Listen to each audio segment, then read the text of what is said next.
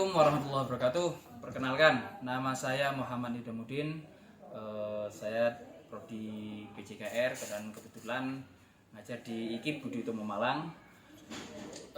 Dalam video ini saya akan menjelaskan tentang deskripsi bagaimana mata kuliah sepak bola 2. Sepak bola 2 ini merupakan mata kuliah wajib yang harus ditempuh oleh mahasiswa. Dan pada mata kuliah ini di sepak bola 2 ini mempelajari tentang bagaimana menyusun atau membuat sistem pembelajaran ataupun latihan dalam teknik dasar sepak bola. Akan tetapi di semester genap ini di sepak bola 2 ini mata kuliah sepak bola 2 menitik beratkan pada sistem pertandingan, peraturan pertandingan serta perwasitan. Dan harapan setelah perkuliahan sepak bola 2 ini, mahasiswa mampu memimpin pertandingan, minimal memimpin pertandingan, dan mampu terjun langsung ke masyarakat dengan memberikan pembelajaran tentang peraturan pertandingan sepak bola, terutama dalam perwasitan. Di pertemuan ke-9 ini, CPL yang harus dicapai yaitu mahasiswa mampu melakukan pembelajaran tentang teknik dasar asisten wasit, sehingga mahasiswa nanti mampu mempraktekkan, mampu memberikan pembelajaran yang atraktif, komunikatif, dan mampu terjun memimpin pertandingan serta mempraktekkan ketika terjun di dunia. Oke, kita ketemu di video selanjutnya. Assalamualaikum warahmatullahi wabarakatuh. Salam olahraga.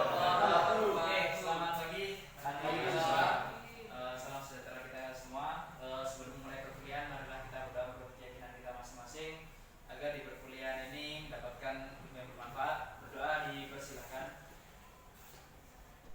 Oke, terima kasih. Hari ini kita lanjut di beberapa minggu kemarin. Kita hari ini di pertemuan 9, dan di pertemuan 9 ini materi kita tentang sinyal-sinyal asisten wasit. Jadi kemarin dengan teknik dasar 1 sampai 8, kemudian kita langsung sekarang di peraturan pertandingan, dan sekarang kebetulan di sinyal-sinyal asisten wasit. Nah, asisten wasit itu mungkin yang awam kita jelaskan dulu. Seandainya ini lapangan sepak bola, misalkan ini saya kasih zona 1, 2, 3, dan 4. Nah, asisten wasit dalam dunia sepak bola itu ada di zona, kalau ganjil 1, berarti di sini AW, asisten wasit. Nah, seperti ini. Tidak boleh sejajar. Nanti tempatnya seperti ini, ya. Dan zona khusus asisten wasit yang sebelah sini. Nah, zona yang ini adalah zona untuk wasit utama. Jadi zona 4 sama zona 1 ini adalah zona asisten wasit. Nah, mana yang asisten wasit 1, asisten wasit 2 yang menentukan nanti ketika ada di paling dekat dengan pengawas pertandingan. Jika pengawas pertandingan sebelah sini, berarti asisten wasit yang sebelah sini yang asisten wasit 1. Tapi kalau yang sebelah sini, asisten wasit 1. Sebaliknya berarti di sini berarti 2, kalau di sini sama 2. Ya. Oke, kita langsung masuk materi untuk sinyal-sinyal wasit, ya. Nah, sebelum materinya lanjut ke sinyalnya, apa yang harus dilakukan seorang wasit? Yang pertama, cara pegangnya atau hand gripnya, memegang benderanya. Yang kedua, jangan sampai yang bendera misalnya tiba-tiba jatuh. Seorang asisten wasit harga dirinya ada di bendera, ya. Harga diri seorang asisten wasit ada di bendera, makanya jangan sampai jatuh. Nah, selanjutnya, jika mau berpindah bendera dari kiri ke kanan ataupun kanan ke kiri, itu tidak boleh dilaksanakan ketika pindah seperti ini. Tidak. Jadi boleh dipindah di bawah atau di atas seperti ini. Paham sampai sini? Oke. Kemudian jika seorang asisten wasit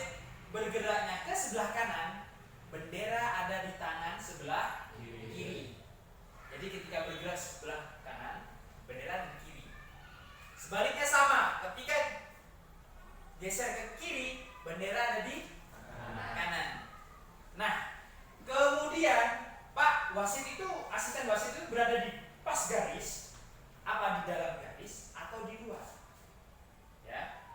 Posisi asisten wasit berada di luar garis, tapi bendera ada di dalam garis. Seperti ini. Ya, geser ke kiri, geser ke kanan, pindah. Paham sampai sini? Ada pertanyaan? Ada pertanyaan? Oke. Ini gripnya ataupun cara megangnya. Ya. Nah, kemudian sinyal-sinyalnya apa saja? Kita dari yang pertama dulu. Ketika seorang asisten wasit ada situasi memanggil wasit dulu.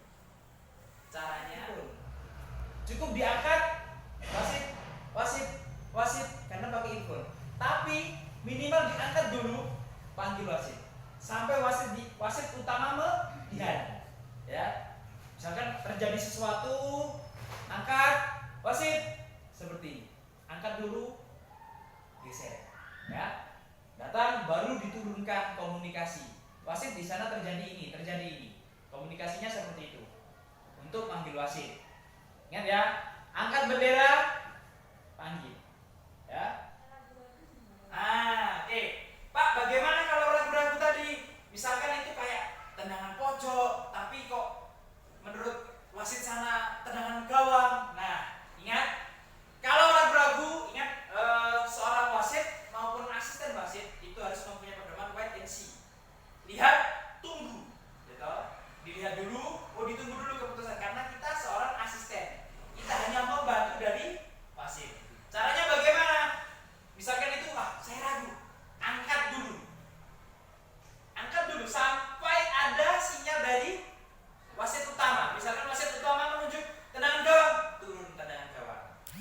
Tapi kalau misalkan bagaimana ini? Ternyata wasit menunjuk tendangan sudut, kita ikut tendangan sudut. Ya. Keputusan masih ada di wasit utama. Kalau kita ragu. Kenapa? Karena jangkauannya hampir 100 meter. Seorang asisten wasit harus melihat pemain situasional, pemainnya dan keadaan bola serta wasit yang di sana. Oke, tendangan gawang sudah ya. Tendangan gawang, oke. Selanjutnya tendangan sudut. Lari, tendangan sudut. Tunjuk arah sudutnya. Gak usah dilihat gini. Cukup seperti ini. Pak, kalau ragu-ragu lagi, angkat aja dulu. Tunggu sinyal dari wasit utama. Scrimmage di sini. Bola keluar. Nah, ini yang menentukan siapa? Tetap yang menentukan keputusan wasit utama. Akan tetapi ingat, asisten wasit ini lebih dekat dengan situasi dan kondisi di lapangan. Sehingga seorang wasit seyogyanya melihat keputusan dari asisten wasit dulu. Terkecuali terjadinya di sini. Karena ini adalah wilayah dari wasit utama, sehingga ini harus kita yang ikut. Kalau sudah wasit utama bilang tit, sudut, kita harus ikut. Meskipun terjadi di sebelah sini, kita harus tetap menunjuk orang terakhir yang sebelum kiper itu posisinya sudah dikatakan offside. Ya, ini nanti kita bahas lebih lanjut lagi untuk peraturannya tentang offside dan sebagainya. Kita fokus di sinyalnya dulu. Sinyalnya bagaimana? Ketika sudah terjadi offside, yang pertama, karena kita masih dasarnya ini kita belajar, kita tidak ada teknologi earphone, kita harus paham dengan sinyalnya. Ya. Posisi wasit lari ke arah kanan, ternyata offside. Nah, pertanyaannya, boleh nggak mengangkat dengan tangan kiri? Boleh nggak kira-kira? Boleh. Kenapa? Karena situasional. Angkat dulu. Nah, bagaimana ketika menunjukkan sinyal? Nah, inilah perpindahan bendera dari atas. Ketika Anda masih benar-benar situasional cepat, angkat. Tapi kalau memang sudah bisa pindah di bawah, sambil lari pindah di bawah, angkat dulu. Ya, paham ya? Perpindahan perpindahan bendera dari tangan kiri ke kanan boleh di bawah, boleh ketika sudah di atas seperti ini. Nah, sinyalnya bagaimana? Terjadi offset. Angkat bendera dulu. Angkat bendera dulu. Ya. Kemudian wasit jauh. Posisi offset jauh. Kemudian sedang. Angkat. Posisi sudah ada sinyal baru turun. Ini posisi sedang. Ya, silakan masuk. Oh, pagi. Silakan masuk ke Rahmat. Oke, silakan bergabung. Oke, ada teman yang nanti mirip dengan tendangan sudut. Kalau sudut ada di samping, kalau offset ada di depan. Lupa, untuk sinyal yang offset di sedang kok sama dengan tendangan gawang. Bedanya, kalau tendangan gawang tidak usah diangkat. Cukup tendangan gawang langsung. Boleh nggak seperti ini? Boleh. Boleh. Akan tetapi karena kita tinggal di Indonesia, biasanya usahakan tangan kanan. Tapi boleh nggak? Boleh, nggak apa-apa. Tendangan gawang cukup gini. Nggak usah diangkat. Paham ya? Bedanya dengan offset, kalau offset angkat dulu, baru tunjuk. Lebih dekat dengan pemain yang sudah offset. Betul. Dia angkat bendera dan ditunjuk, sedangkan wasit ini tidak diliut. Duit. Ya. Oke. Dilanjutkan terus pertandingannya. Nah, Apa perlu digoyak apa enggak? jadi gini, ada keputusan misalkan sudah terjadi offset. Pertandingan saking cepatnya, begitu intens tingginya pertandingan, sehingga membuat wasit meneruskan. Ingat, tunggu dan dilihat kan seperti itu. Akan tetapi wasit utama pasti melihat ketika nanti terjadi gol, pasti bola out, pasti. Wasit bagaimana posisi asisten wasit tetap tunjuk dulu seperti ini. Sampai benar-benar dia melihat. Tunjuk dulu, misalkan gol, otomatis seperti ini.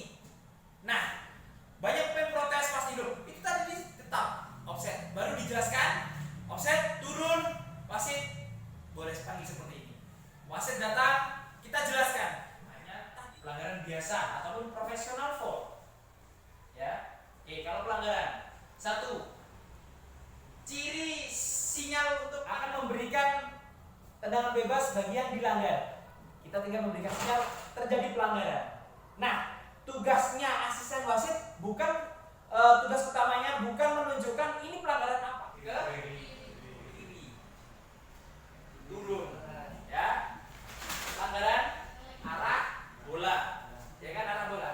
Tapi ingat, seorang asisten wasit ketika ada pemain protes, "Wasit, saya pelanggarannya apa?" Kita harus bisa menjelaskan. Contoh, tarikan, dorongan, ya. Bukan kaki terlalu tinggi tiba-tiba langsung gini, tidak. Tapi tangannya yang kita angkat. Ini proses terjadi di area sini. Wasit masih di sini masih lari, ternyata sudah terjadi pelanggaran sangat keras. Pelanggaran, ya kan? Terjadi pelanggaran. Nah, sinyalnya beberapa sinyal asisten wasit sudah saya sampaikan. Nah, saya pengen tahu kalian minimal kalian mempraktekkan dulu. Nanti ketika terjun di lapangan yang sebenarnya biar kalian paham. Oh, ternyata memang beda. Nah, makanya kita praktek sinyal dulu, paham dulu. Nanti baru kita di lapangan kita praktek bener-bener praktek. Ya, oke. Saya minta dua orang, mungkin Lutfi sama Iwan, Nah, silakan. Silakan ya sebelah sini. Nah, oke. Jaraknya diatur satu bendera diatur satu bendera. Nah, oke. Misalkan gini. Kita mulai dari awal. Nah, jadi yang pertama kita manggil wasit dulu. Siap ya? Oke, manggil wasit. Angkat. Nah, oke, ulangi lagi ya. Oke, manggil wasit. Oke, cukup. Turun. Kemudian pergantian pemain. Ada pergantian pemain. Oke, bagus. Oke, mungkin Iwan agak tinggi. Nah, seperti itu. Ya, ini salah satu sinyal pergantian pemain. Oke, turun. Oke, tendangan sudut. Nah, jangan dilihat benderanya ya. Langsung tuju ke arah samping saja. Oke, ulangi lagi. Tendangan sudut. good. Kemudian tendang gawang. Oke, tendang gawang. Oke. Offset ya. Kita coba sekarang offset. Offset jauh. Oke, offset. Angkat. Oke, kemudian saya wasit. Oke.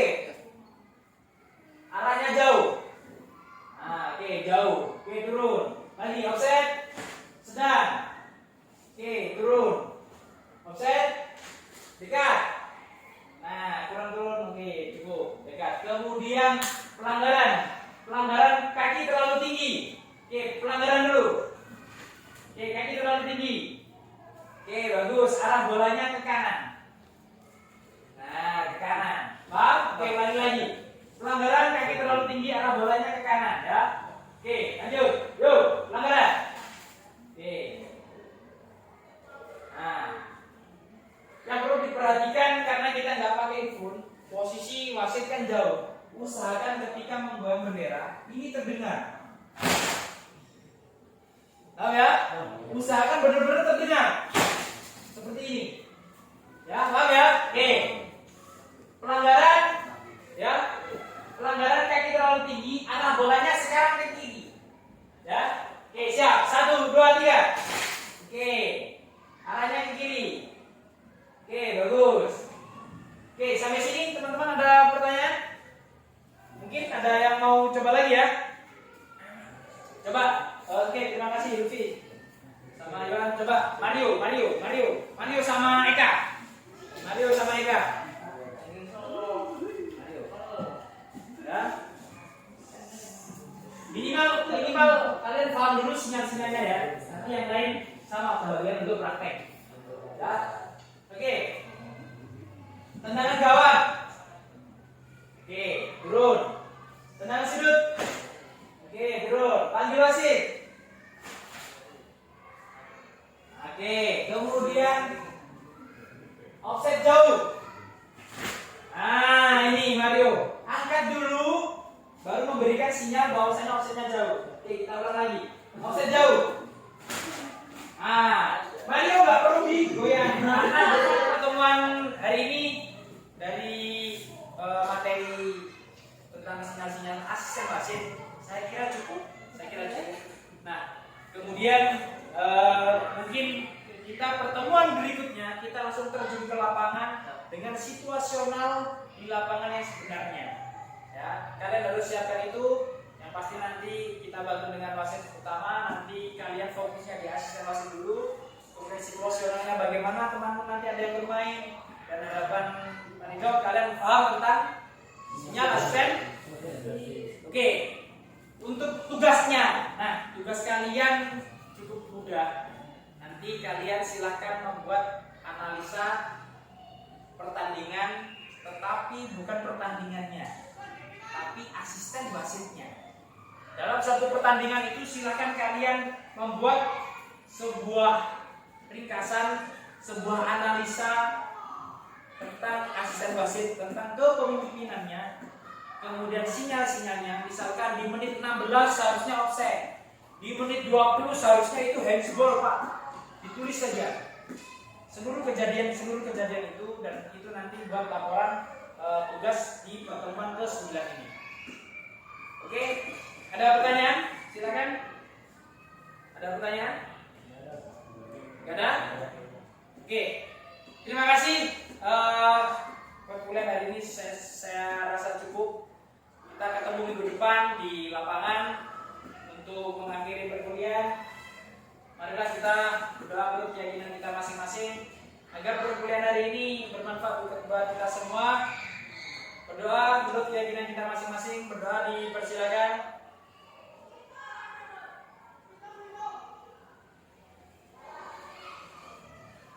Terima kasih.